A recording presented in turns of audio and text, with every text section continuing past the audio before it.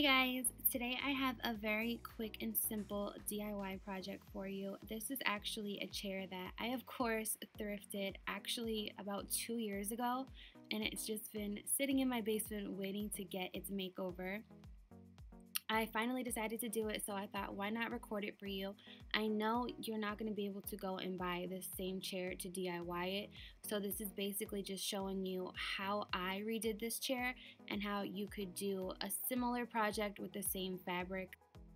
All we are really doing is just recovering it, so it's very simple. It is just a bit time consuming, but the first step that I did was just pull apart the chair, and all you really need for that is a screwdriver. I didn't show it because I didn't want it to be boring, but it's very simple.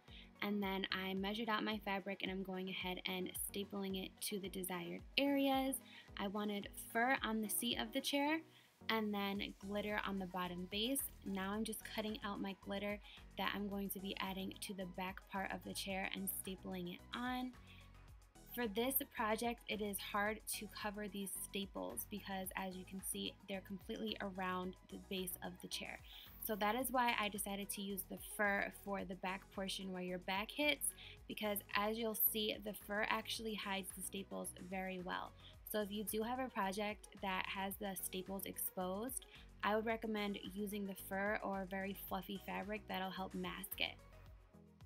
So right here is where I am parting the fur with my nails and then going ahead and adding the staple. That way it completely hides it. I didn't record a clip, but I also did go ahead and spray paint the legs of the chair gold.